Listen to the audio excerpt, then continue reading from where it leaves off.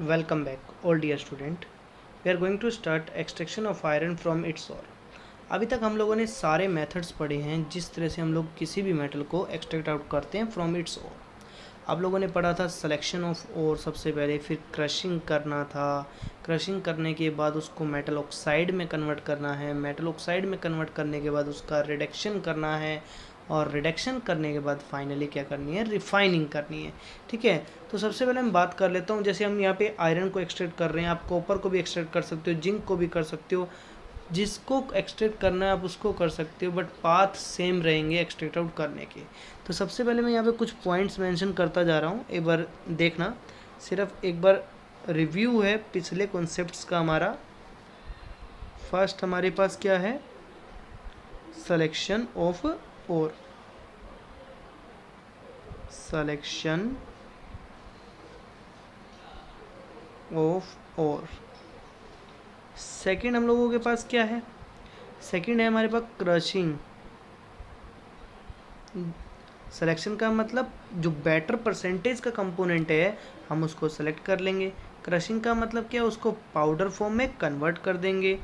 Third point पे हम लोग क्या करेंगे, अब करेंगे हम कंसंट्रेशन ऑफ ओर, जिसको हम ड्रेसिंग बोलते हैं। क्या बोलते हैं, ड्रेसिंग। हम लोग यहाँ पे हाइड्रोलिक वॉशिंग भी यूज़ कर सकते हैं, और आयरन का है तो हम यहाँ पे मैग्नेटिक सेपरेशन भी यूज़ कर सकते हैं, मैग्नेटिक सेपरेशन भी यूज़ कर सकते हैं। फोर्थ हम लोग बात कर लें ऑक्सीडेशन में, तो ऑक्सीडेशन में हम लोग क्या करेंगे, रोस्टिंग और कैल्सिनेशन। रोस्टिंग करेंगे या फिर कैल्सिनेशन करेंगे, ये दोनों चीज़ें हम लोगों ने स्टडी की है कि कब रोस्टिंग यूज़ करना है और कब कैल्सिनेशन यूज़ करना है। अगर किसी भी ओर के अंदर ऑक्सीजन प्रेजेंट नहीं है तो वहाँ रोस्टिंग करो, और जहाँ ऑक्सीजन प्रेजेंट है ऑलरेडी, मतलब कि कोई भी कार्बोनेटेड ओर है, हाइड्रोक्साइड ओर है, या कोई भी इस तरह का ओर है जिसमें ऑक्सीजन प्रेजेंट है, तो वहाँ पर हम क्या करेंगे, कैल्सिनेशन करेंगे। नेक्स्ट हमारे पास बात आती है कि भाई हम और इसका रिडक्शन वगैरह प्रोसेस कैसे कर लें, तो रिडक्शन प्रोसेस भी हम लोग डिफरेंट मेथड में कर सकते हैं। ठीक है, तो मैं अभी आपके सामने एक ब्लास्ट फर्नेस हम लोग यूज़ करेंगे, और ब्लास्ट फर्नेस के अंदर इसका कंप्लीट प्रोसेस चलता है। ये प्रोसेस तो सेपरेटली चलेंगे, एक जैसे मान लो रिडक्शन प्रोसेस जो है, स्मेल्टिंग प्रोसेस जो है, वो ब्लास्ट फर्नेस में चलेगा। तो एक बार देखते हैं उस ब्लास्ट फर्नेस में हमें क्या क्या चीज़ें करनी है। तो देखो, ये हम लोगों के पास ब्लास्ट फर्नेस है, इसमें हम लोग क्या करेंगे, डिफरेंट जोन के ऊपर डिफरेंट टेम्परेचर रेंज इन्होंने शो की हुई है, देखते जाओ एक बार। तो हम लोगों के पास क्या क्या चीज़ें हमें लेके चलना है, देखो, ओर ऐड किया, लाइमस्टोन ऐड किया, कोक। लाइमस्टोन क्या होता है, कैल्शियम कार्बोनेट ऐड किया। ठीक है, कैल्शियम कार्बोनेट डाले, सब कुछ ऐड कर दिया। ऐड करने के बाद देखो, नीचे हाई टेम्परेचर है और ऊपर क्या है, लो टेम्परेचर है। ठीक है, तो लो टेम्परेचर पे क्या रिएक्शन चलेगी, हाई टेम्परेचर पे क्या रिएक्शन चलेगी, किस तरह से। देखो, पिग आयरन का मीनिंग क्या होता है।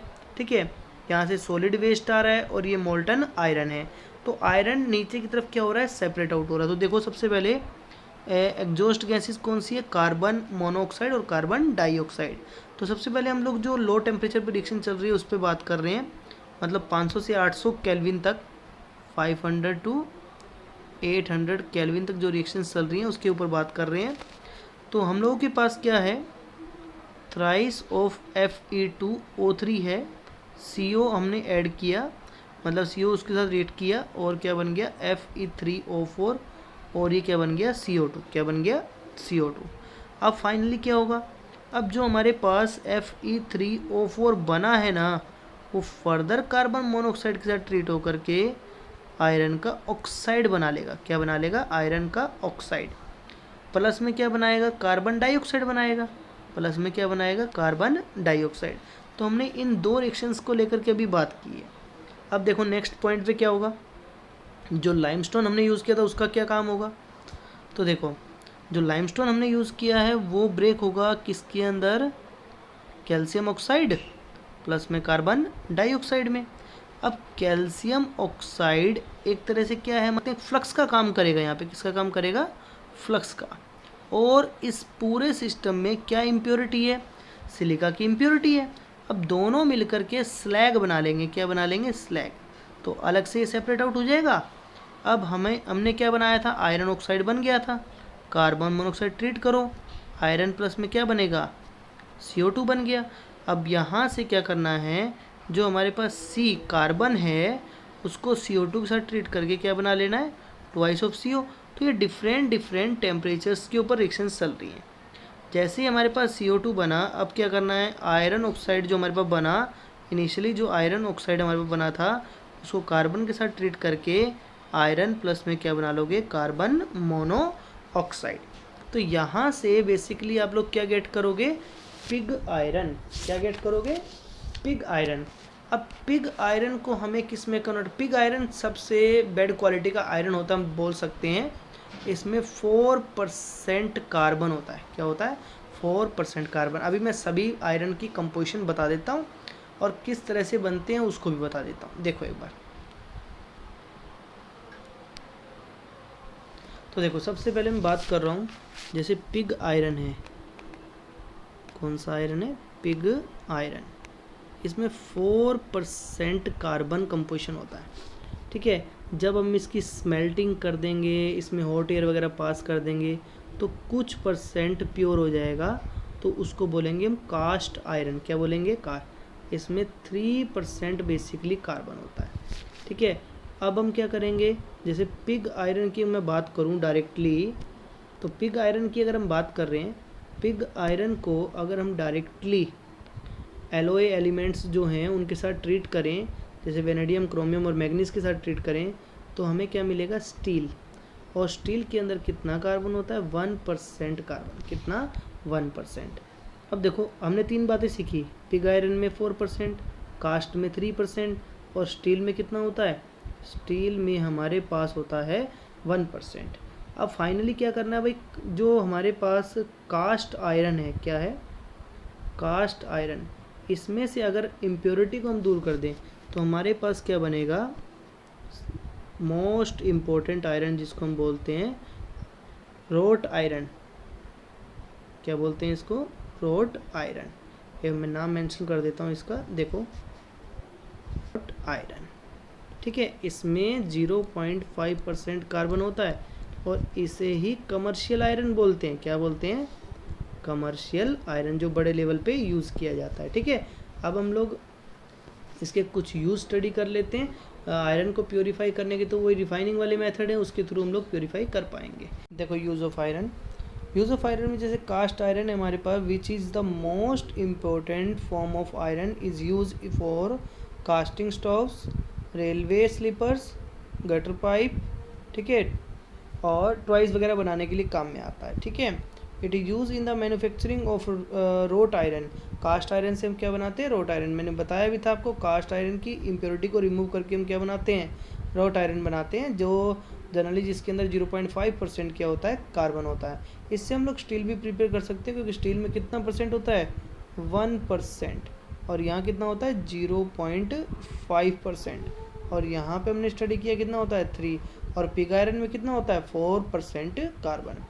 Road iron is use in making anchors, anchors का मतलब कि किस चीज़ को जोड़ने के लिए, और वायर्स, बोल्ट वगैरह जो होते हैं, पेच वगैरह जो होते हैं वो बनाने के लिए, चेन्स एंड एग्रीकल्चर इम्प्लीमेंट्स।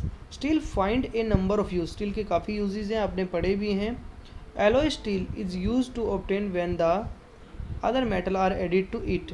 निकल steel is use for making cable, automobile and aeroplane part, pendulum, measuring tapes, chrome steel for cutting tools and crushing machine, and stainless steel for cycles और ऑटोमोबाइल यूटेंसिल्स, पेन्स वगैरह। मतलब काफ़ी use है, काफ़ी wide use है इन चीज़ों के, तो आप लोग इनके यूज़ भी स्टडी कर सकते हैं। यूजेस ऑफ एल्युमिनियम, एल्युमिनियम के बेसिकली यूज़ की अगर हम बात करें तो देखो,